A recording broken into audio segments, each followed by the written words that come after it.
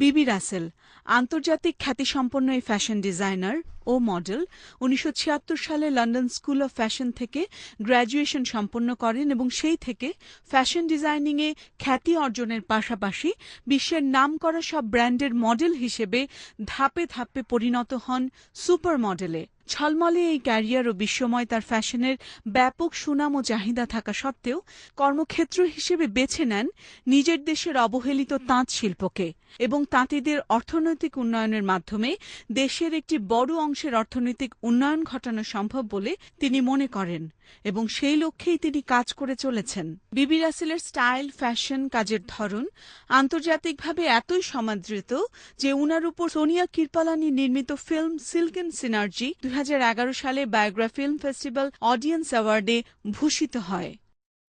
যদি তোর ডাক শুনে কেউ না আসে তবে একলা চলো রে, যদি তোর ডাক শুনে কেউ না আসে তবে একলা চলো রে, তবে একলা চলো, একলা চলো, একলা চলো, একলা চলো রে, তবে একলা চলো, একলা চলো, একলা চলো, একলা চলো রে, যদি তোর ডাক শুনে কেউ না আসে তবে একলা চলো রে।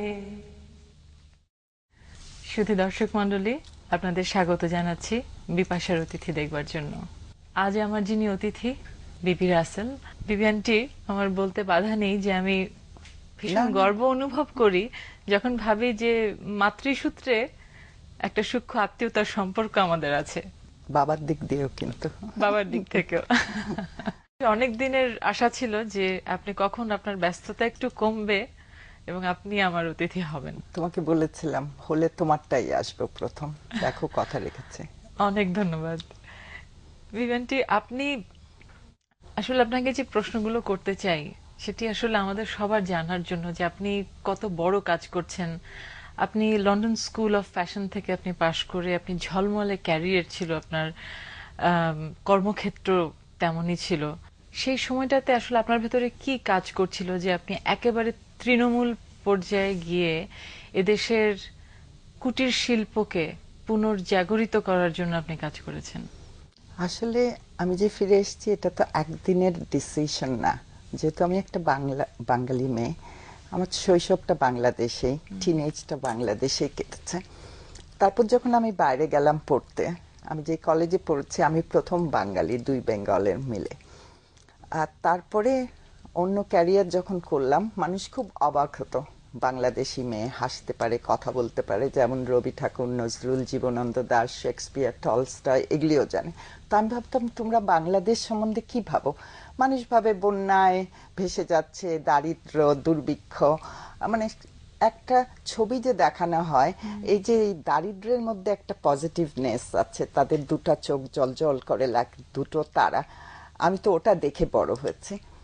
তো আমার ভিতরে সবসময় ছিল, আমি চিন্তা করতাম আমার বাবা মা সে সময় আমাকে এটা পড়তে দিয়েছে, কত বিশ্বাস। এটাও একটা পার্ট অফ আর্ট। আমার যে দেশে আমরা ইতিহাস তৈরি করেছি এক টুকরো কাপড় দিয়ে, মাসলিন, সে দেশে কিন্তু গ্রামের তাঁতিরা বা অন্য অন্য ক্রাফটসম্যানরা আজকে এই অবস্থা হওয়ার কথা না। তো আমার একটা স্বপ্ন ছিল, সেই স্বপ্নটা আমার সঙ্গে বড় হয়েছে। আমি স্বপ্ন দেখে ভুলে যাইনি, আই ওয়েন্ট ফর ইট। সবসময় আমার একটা জিনিস আমার মনে হতো যে আজকে আমি যা কিছু পেয়েছি, হয়তো আমার কম্পিটিশনটা অত ছিল না, এর জন্য যে মানুষ কিউরিসিটির জন্য, আরে একটা বাঙালি মেয়ে ফ্যাশনে পড়েছে, মডেলিং করছে, দেখি ও কীরকম। সো আমার মনে হয় I owe this to the nation. তো এটা আমার মনে ছিল, কিন্তু প্লাস আমাকে কিন্তু আমার বাবা মা দেশপ্রেমের ইনজেকশন দিয়ে দেয়নি। আমার কাছে বাংলাদেশ খুব rich. I could afford to come even long weekend, একটা কাজ করতাম, আসতাম, এসে আমি পুরা বাংলাদেশ চুষে বেড়াতাম। একদিনে কিন্তু জানার কথা না কোথায় এটা ভালো হয়, কোথায় এটা ভালো হয়। আমার মনে হয় আমি যখন প্রথমে লন্ডনে গেছিলাম, স্টুডেন্ট লাইফে একদম ক খ থেকে শুরু করতে হয়। আমার জীবন কিন্তু শুরু হয়েছে আবার, বয়সটা যদি অনেক বড়, কিন্তু শুরু করেছি একদম গ্রাসরুট থেকে। এখন যেটা করছি যে আমার মধ্যে যে একটা মেন্টাল স্যাটিসফ্যাকশন, আমার স্বপ্নটা আমি করেছি, যারা আমার স্বপ্নটা করতে দিয়েছে অ্যাটলিস্ট 1%কে এটা দিতে চাই। এই যে আমার মেন্টাল স্যাটিসফ্যাকশনটা এত বেশি, যাদের জন্য আমি ফিরে এসেছি তারা তাদের লাভ এন্ড অ্যাফেকশন এখানে। হয়তো আমি পয়সা এখনো বানাই না, কেন যে কোনো কাজে কিন্তু অনেক সময় লাগে, সেটা আমার কাছে আছে, সময় সব সময় আমার কাছে আছে। আপনার কথা আমি পড়েছি এবং অনেক সাংবাদিকরা দেশের বাইরে বলেছেন যে আপনি স্বপ্ন বুনন করেন। আমি কিন্তু বাংলাদেশে, আমার ভাই বোনরা সব বাইরে, আমার ছেলেরাও বাইরে, কিন্তু আমি একদম একা থাকি, কোনো সময় ডিপ্রেস ফিল করি না। আমাকে বাঁচিয়ে রেখেছে বাংলাদেশের 60% মানুষ। আমাকে অনেকে জিজ্ঞাসা করে তুমি মিস করো এটা? আমি বলছি আমি নিজের মাথার মধ্যে কোনোদিন চিন্তা করি না যে আমি কি মিস করি। মিস করলেই কিন্তু শেষ। আমি কত কিছু মিস করব, ছেলেদের দেখি না অনেক সময় বছরের পর বছর, বোনদের দেখি না, তো আমি এটা না, তো আমি খুব বিজি রাখি নিজেকে। আর গ্রামে গিয়ে থাকি, গ্রামের যে একটা একসঙ্গে সব থাকে, এটাকে আমাকে অনেক ইয়ে করে। এটা আমি যেটা মিস করি হয়তোবা ওদের লাভ এন্ড অ্যাফেকশনে এটা ভুলে যাই, আমার মাথায় আসে না। 95-এ বিবি প্রোডাকশন থেকে আপনার স্লোগান ছিল ফ্যাশন ফর ডেভেলপমেন্ট, এবং সেখানে আপনি আর কাউকে পাশে না পেলেও আপনি পাশে পেয়েছিলেন ইউনেস্কোর ফ্রেডেরিকো মেয়র, ডিরেক্টর জেনারেল ছিলেন তিনি। তার কথায় হি ওয়াজ ক্যাপটিভেটেড বাই ইয়োর ড্রিমস, এই যে কথাটি। আসলে বিপাশা জানো, আমি তো 94-এ ফিরে এসেছি, কিন্তু 94 থেকে এন্ড অফ 95 পর্যন্ত আমি খালি গ্রামেই কাটিয়েছি। একটা মানুষ গরিব হতে পারে, কিন্তু তার হিউম্যান ডিগনিটি নিয়ে নেওয়ার কোনো রাইট আমাদের নেই। অ্যাকচুয়ালি আমাকে দুটা স্প্যানিশ পার্সন যে আমাকে একদম প্রথম থেকে বিলিভ করেছে আমার কাজ, সেটা হলো Federico mayor, queen of Spain. Federico mayor আমাকে বলল যে ইউএন এজেন্সিগুলি আমার প্রতি কেন আকৃষ্ট হয়, এদের লং রানে ওরা হেলথ অ্যান্ড এডুকেশন চায়। আমার গামছাটাকে প্রমোট করেছে কিন্তু আরেকটা স্প্যানিশ অ্যাক্টর, অ্যান্তোনিও বান্দেরাস। তো আমি রিসেন্টলি বলি তোমাকে, রিসেন্টলি ফুটবল খেলা হচ্ছিল না, ইউরোপিয়ান, আমি খুব স্পোর্টস পছন্দ করি। আমার থার্ড টিম স্পেন, কিন্তু ফার্স্ট টিম সবসময় ইংল্যান্ড, ইটালি। এবং এখানে একটি কথা আমি একটু ইন্টারাপ্ট করেই বলছি, ক্ষমা করবেন, সেটি হচ্ছে স্পেনের রানীর গলায় আপনি আমাদের গামছা কিন্তু বেঁধে দিয়েছিলেন। গামছা পরেনি এমন কোনো খুব কমই ওয়ার্ল্ড সেলিব্রিটিস আছে, পার্শ্ববর্তী দেশ বলো বা শ্রীলঙ্কা বলো, আফ্রিকা বলো, গামছা একটা জিনিস অ্যাট্রাক্ট করে না। বিবিআন্টি, আরেকটু জানতে চাই যে সেই সময়টিতে আপনি বাংলাদেশের মানুষের কাছ থেকে কতটুকু সহযোগিতা পেয়েছেন? আমি তোমাকে অনেস্টলি বলবো একটা জিনিস, আমি বাংলাদেশে এসেছি বাংলাদেশের 60% মানুষের জন্য। যদি অনেকে আমাকে এটা বলে, আমি যদি খালি স্টারডাম আর এগুলি করতাম, আমার তো বিদেশ ছাড়ার কোনো কথা নেই। আমি ওদের হাতে তৈরি, না টেলিভিশন না ফিল্ম না কোনো কিছুতে আমার প্রবলেম ছিল। কিন্তু আমি যেহেতু একটা খুব লাইক, তুমি যখন স্কুল থেকে কলেজে যাও, ইউনিভার্সিটিতে যাও, আমি এমন একটা কাজ করছি যে আমার সবকিছু মানিয়ে চলতে হয়, ওয়েদার, খাওয়া দাওয়া, হ্যাঁ, জিনিস জানতে হবে। বিবি প্রোডাকশনস যেটা আমি খুলেছি, আমি ফাউন্ডার, এটা একদম সেলফ ফান্ডেড প্রজেক্ট না, আমি কোনো কারো হাতে হাত বান্ধা, না কোনো NGO, with the all the respect of NGOs, না কোনো আমি ইচ্ছা করলে পারি, কেন আমি কোনো ডোনার এজেন্সি, যার জন্য আমার চিন্তাধারা নিয়ে আমি কাজ করি। তো আমার কিন্তু গ্রামে গেলে থাকার জায়গা নেই, মানে অনেক সময় হোটেলে থাকার পয়সা থাকে, আমি কিন্তু ওদের সঙ্গেই থাকি। তো এটা খুব ইম্পর্টেন্ট। অনেক সময় মানুষ বলে আপনি কি করছেন ঈদ, আমি কিন্তু সারা বছর কাজ করি। আমার যে রিসোর্সেস আছে, একটা পয়সা কিন্তু মায়না দেওয়ার পরে তুলে রাখা। আমি বিশ্বাস করি যে কালকে ধরো আমি মরে গেলাম, এই শিল্পটা থেমে থাকবে না। আমি একটা রিসার্চ করে রেখে যাচ্ছি নিজের পয়সা দিয়ে দেশের জন্য, এর জন্য যাতে ক্রাফটসম্যানরা আগাতে পারে না, স্টেপ বাই স্টেপ। এটা খুব ইম্পর্টেন্ট। তো আমার হয়তো অনেক সময় আমি কোনো সময় পাবলিসিটি করার পয়সা নাই, কেন আমি ওটা করব না। আমি মনে করি আমি যেটা করছি সেটা একটা দেশের কাজ, কিউরিসিটি হবে, সেখান থেকে অর্থনৈতিক উন্নয়ন এই দেশের। ফ্যাশন ফর ডেভেলপমেন্টের মানে হলো social economical development, sustainable income, better livelihood. শুধু দর্শক, যাচ্ছি বিরতিতে।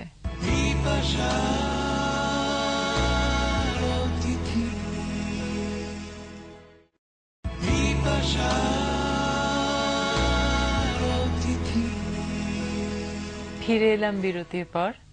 বিপাশার অতিথির সঙ্গে আছে প্রিয় প্রাঙ্গণ, আর আজ আমার অতিথি স্বপ্ন বোনার মানুষ বিবি রাসেল।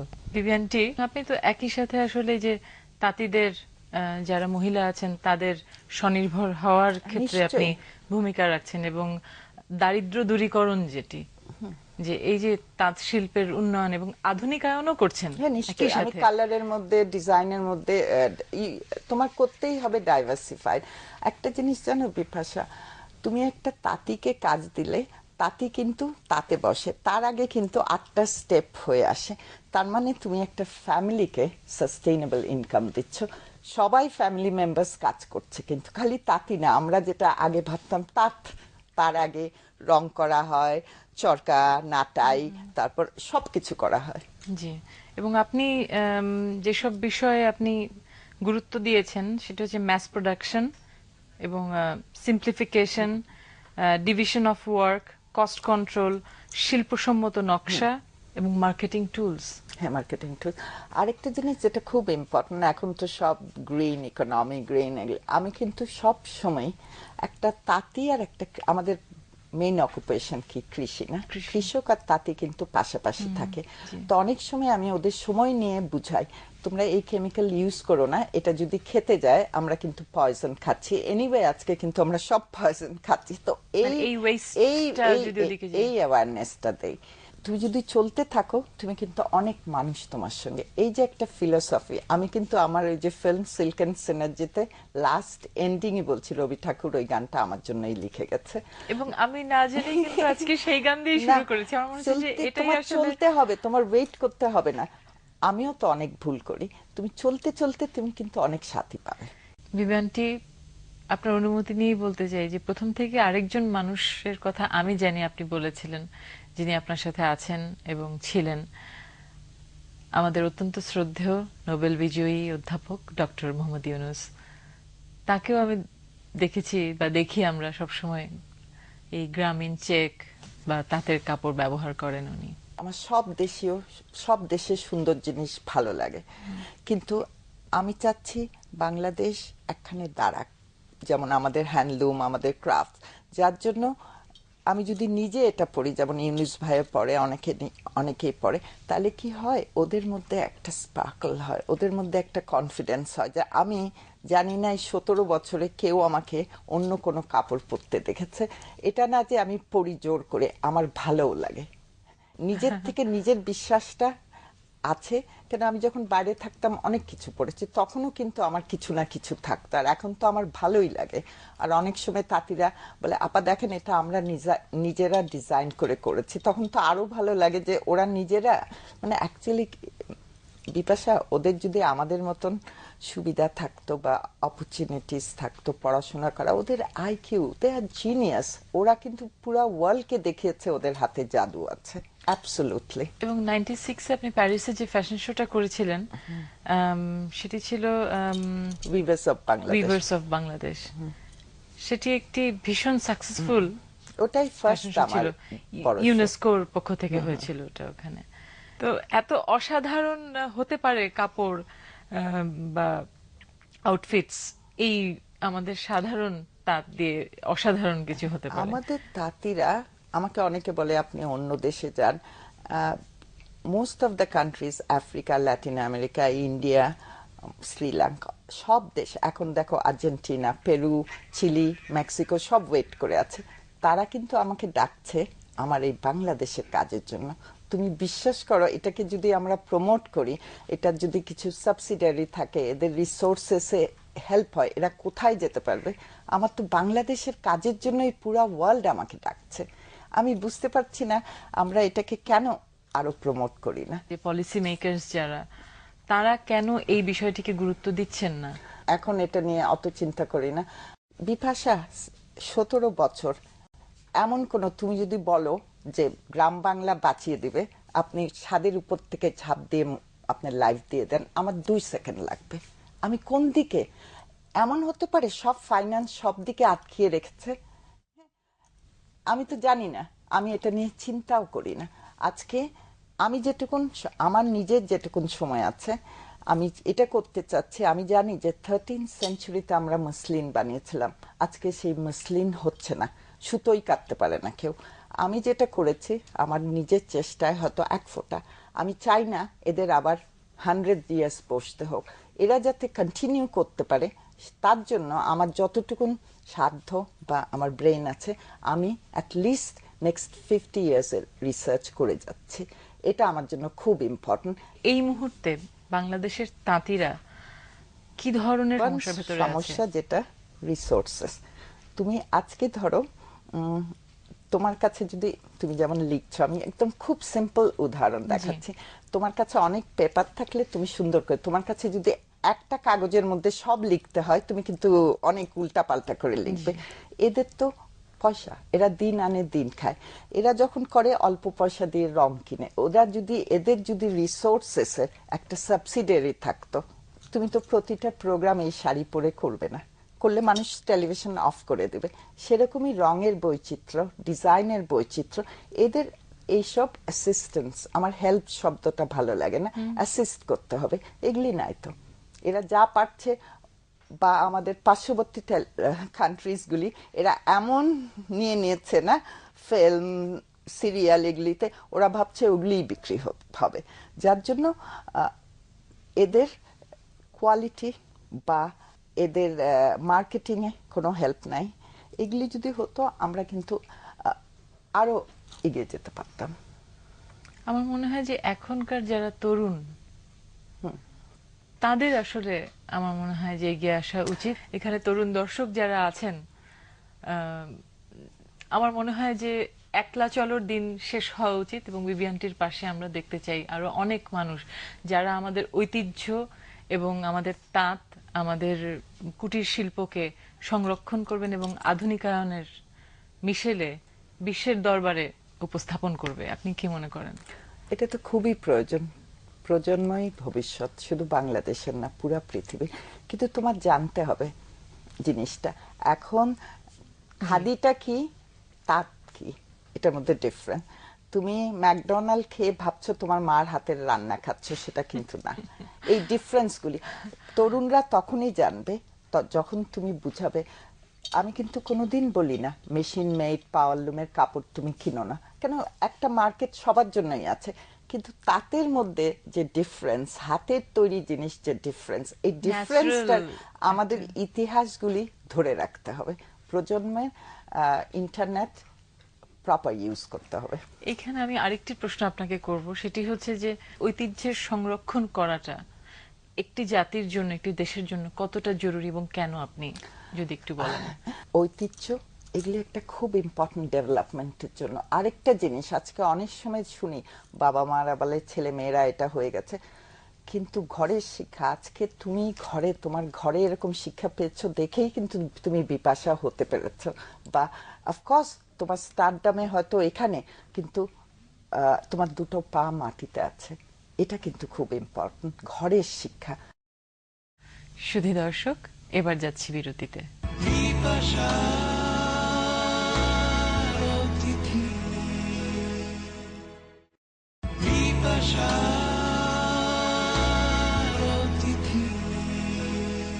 ফিরে এলাম বিরতির পর। আজ আমার অতিথি আমার বিবি আন্টি। এইচআইভি এইডস নিয়ে আপনি কাজ করেছেন, যেসব মহিলারা আক্রান্ত তাদের পুনর্বাসন, তাদের স্বনির্ভরতা, একটু যদি বলেন। আমি এইচআইভি এইডস নিয়ে বাংলাদেশেও কাজ করি চুপচাপ, যেহেতু আমি যখন গ্রামে যাই ওদের সঙ্গেই কিন্তু থাকি, তো ওরা খুব ফ্রি, তখন আমি এটা ওটা করি। যেমন আমি জামদানি শাড়ি করেছি রেড রিবন দিয়ে, যখন ওরা খুব ডিফিকাল্ট কিন্তু রেড রিবন করা, যখন বলছে আমি বলছি কি যে এটাই কিন্তু, এই যে রেড রিবন কি বললে তো হবে না, আমাদের কিন্তু সব পাবলিসিটি সবকিছু শহর ভিত্তিক, তখন ওদেরকে বলছে এটা হলো এইডস এর সাইন। কিন্তু অফিসিয়ালি আমি কম্বোডিয়া, কেন আমি জানি না, আমি শিওর তুমি জানো কম্বোডিয়ার হিস্ট্রি যদি পড়ো, ওদের যদি যুদ্ধের পরে you know each family lost minimum 1 person. ওদের ওয়ার মিউজিয়ামে গিয়ে আমি কেন্দেছি, যখন আমাকে বলা হলো আমি কম্বোডিয়া লাওস এই জায়গাগুলি কম্বোডিয়া ফার্স্ট শুরু করছি, তখন আমি সিলেক্ট করলাম যারা মেয়েরা জন্মের পর থেকেই এইচআইভি পজিটিভ। আমি জানতাম আমি তো সারাক্ষণ ওখানে থাকবো না, তখন কি হবে। আমি মেক শিওর করেছি, আমি সবসময় জিজ্ঞাসা করি আমার প্রফেশনে আমার কনসাল্টিং ফি কত, বলে হায়েস্ট। তখন আমি বলি ঠিক আছে আমাকে রাখবে, গাড়ি দিবে, কিন্তু মেক শিওর করি আমার সঙ্গে যে এইচআইভি পজিটিভ মেয়েরা এরা তাদের মেডিকেশনটা ফ্রি পায়। কিন্তু একবার আমি বলেছিলাম মুখে বলে, তারপর তো চলে আসে, আমি একদম রিটার্ন নিয়ে আসি। আজকে কিন্তু সবচেয়ে এক্সপেন্সিভ এইডস এর মেডিকেশন, তো ওটা ফ্রি করি। কিন্তু আমি ওখানে যখন কাজ করি, তখন এখানে যখন গ্রামে কাজ করি, গ্রামের মহিলারা বা মানুষরা আমাকে বলে আপা দেখেন আমরা গরিব। আমি সে শোনেন আপনাদের তো এইচআইভি হয়নি, এইডস হয়নি যে মরে যাচ্ছেন, দারিদ্র তো কোনো ডিজিজ না। হ্যাঁ, আপনি স্টেপ বাই স্টেপ উঠতে পারেন। আমি তখন ওইখানকার স্টোরিগুলি বলি যে মেয়েরা লাস্ট স্টেজে আমাকে এরকম করে জড়িয়ে ধরে শেখার জন্য, এটা কিন্তু অনেক কাজে দেয়। তখন বলে সত্যি সত্যি, আমি বলি হ্যাঁ দেখেন ওরা এরকম একটা ডিজিজ নিয়ে জন্মেছে, তাও ওরা বাঁচতে চায়, ওরা শিখতে চায়। আপনি তো পাওয়ার অফ দ্য ফিঙ্গার্স আপনি বলেছিলেন। এই যে নতুন প্রজন্ম যারা এখন ফ্যাশন ডিজাইনিং নিয়ে পড়াশোনা করছে বাংলাদেশে, যে সুযোগ আছে আমরা দেখছি, সেটা কতখানি আসলেই ফ্যাশন ডিজাইনিং কে সত্যিকার অর্থে কি বলবো, যদি বলি যে সেটার ইনপুট কতটুকু দিতে পারছে নতুন প্রজন্মের ভেতরে, বা সেখানে ঐতিহ্য রক্ষাটা কতটুকু আপনি দেখতে পান, এবং তারা কিভাবে ভূমিকা রাখতে পারে আমাদের আমার এই মনে হয় তাঁতিদের আমাদের দেশে যেমন ডক্টর, ইঞ্জিনিয়ার, তোমার মতন মানুষের দরকার, আমার মনে হয় ডিজাইনারদের ইটস ভেরি ইম্পর্টেন্ট। তুমি প্রত্যেকটা দেশে দেখো ডিজাইনার্স আছে, এটা দিয়ে দেশের উন্নয়ন হয়। কিন্তু একটা দেশে যেখানে 15 কোটি মানুষ, সেখানে হাতে গোনা ডিজাইনার এটা হতেই পারে এটা না। হতেই পারে না। এবং ওই যে আইডেন্টিটির কথা বলছিলাম আমরা বিবিয়ানটি, যে জাতিগত যে ঐতিহ্য, আমাদের দেশের যে ঐতিহ্য, সেটিকে ধারণ করে কিন্তু ফ্যাশনটাকে এগিয়ে নিয়ে যেতে হবে। নিশ্চয়ই জানতে হবে আমাদের দেশে কি আছে, তারপরে তুমি বাইরের জিনিস জি, ইউজ করো। নিশ্চয়ই। কিন্তু ফিউশন তো আমাদের আর দেশে হবেই। ফিউশন তো হবেই, ডাইভার্সিফাইডও হবে। কিন্তু তুমি বাংলাদেশ সম্বন্ধেই কিছু জানলা না, তুমি বসে বসে বলতেছো আমি ইটালির কাপড় ইউজ করব, ফ্রেঞ্চ লেস ইউজ করব। এটা না, আমি কোনো জাতি চিনি না নিজের জাতিদেরকে না খাওয়িয়ে অন্য দেশের জিনিস করে। বিপাশা, আমি একটা কথা এখানে বলতে চাই, আরেকটা জিনিস যেটা আমি উপলব্ধি করেছি 17 বছরে বাংলাদেশে, আমাদের দেশে প্রধানমন্ত্রী অপোজিশন মেয়ে, আজকে কিন্তু মেয়েদের ইকুয়াল রাইটস নেই। তো আমি এটা বলছি এর জন্য যে আমি গ্রামে দেখেছি, শহরে হয় হয়তো বড় লোকরা বলে না, গ্রামে কিন্তু একটা মেয়ের যখন বিয়ে হয়ে চলে যায়, তারপরে ছোট ছোট বাচ্চারা আছে, মেয়েটাকে বিয়ে দিল একটা বয়স্ক মানুষের সঙ্গে, উনি মারা গেলেন, মেয়েটা কিন্তু না শ্বশুর বাড়ির থেকে বের করে দেয়, বাপের বাড়ি আসতে পারে না, কিন্তু এর জন্য যে ভাবে মেয়েরা তো বোঝা চলে হয়ে গেছে। যাবে। সো কোথায় ইকুয়াল রাইটস? যেন বিপাশা আমি চিন্তা করি, আমি ইকুয়াল রাইটস নিয়ে একটা প্রোগ্রাম, মানে আমার চোখের পানি চলে আসে যে কেন আজকে মেয়েদের এইখানে দেখো আমাদের কত মহিলা সংগঠন, আজকে ইকুয়াল রাইটস নাই। কিন্তু মেয়েদের মেয়ে বলে তার কোনো রাইট নাই, ছেলে দেখে সব রাইট আছে। এটা কিন্তু আমার লাস্ট 3 বছর ধরে সবচেয়ে ডিস্টার্বিং জিনিস হলো, আমি চোখ বন্ধ করে থাকি কেমন করে এটা হতে পারে। এটা নিয়ে প্রজন্মের অনেক চিন্তা করা উচিত। অবশ্যই। আন্তর্জাতিকভাবে অনেকে আপনাকে সংজ্ঞায়িত করেছেন যে আধুনিক গান্ধী, যে আপনি স্বদেশী বোধ নিয়ে এগিয়ে চলেছেন, কাজ করছেন। এবং গান্ধী, মহাত্মা গান্ধীর একটি ছোট্ট কথা আমি দর্শকদের জন্য বলতে চাই, যে তিনি বলে গেছেন, যদি পৃথিবীটাকে পরিবর্তন করতে চাও তাহলে আগে নিজেকে পরিবর্তন করো। Absolutely right. সুতরাং আমার মনে হয় যে আজ যারা তরুণ প্রজন্ম আছেন, যারা এই পৃথিবীকে আরো সুন্দর দেখতে চান, যারা নিজেদের জীবনকে অর্থপূর্ণ করতে চান, তাদের নিজেদেরকে আরেকটু পরিবর্তিত হতে হবে। এই যে আমি বলছিলাম যে বিবি রাসেল, তিনি তার ঝলমলে ক্যারিয়ার এবং কর্মক্ষেত্র ফেলে বাংলাদেশের প্রত্যন্ত অঞ্চলে তাঁতিদের ঘরে ঘুমন, আবার সকাল দেখেন। বিবিয়ানটি, আমি তো আর কি বলবো বিপাশা, আমি খালি এটা বলতে চাই, এটা আমার অনার অ্যান্ড প্লেজার, তুমি দেখেই আমাকে আনতে পেরেছো। খালি দোয়া করো আর কটা বছর বাঁচি। বাংলাদেশ যে কি সমৃদ্ধ, আমি আজ পর্যন্ত আমাদের কোনো একটা জিনিস রিজেক্ট হয়নি। আমি 10টা জিনিস চিন্তা করলে, যেহেতু আমারও রিসোর্সেস এর প্রবলেম, 2টা জিনিস করি, কিন্তু সে 2টাতে আজকে কিন্তু পৃথিবীর মাতানো। এর ক্রেডিট আমার না, তুমি আমাকে এই প্রোগ্রামে ডেকেছো, আমাকে শুধু ডাকনি, আমার পিছনে বাংলাদেশের 60% মানুষকে তুমি সাপোর্ট দিচ্ছ, আর আমি জানি তারা তোমার এই প্রোগ্রামটা দেখবে। I really feel honour. এটা কিন্তু তুমি আমার নিজের লোক দেখে বলছি না, কিন্তু আই ফিল অনার, আর আমি খুব এক্সাইটেড হয়েই এই প্রোগ্রামে এসেছি। Thank you Dibyanti, thank you. আপনাকে এই ফুল স্বল্প ফুলের ভেতরে অসাধারণ আমাদের আমার অনেক প্রিয়। শ্রদ্ধা আছে। Thank you. আপনি ভালো থাকবেন, এগিয়ে যাবেন। তুমিও ভালো থাকো, আরো উঠো আর চালিয়ে যাও, এরকম প্রোগ্রামের দরকার আছে। Thank you so Thank much. শুভরাত্রি।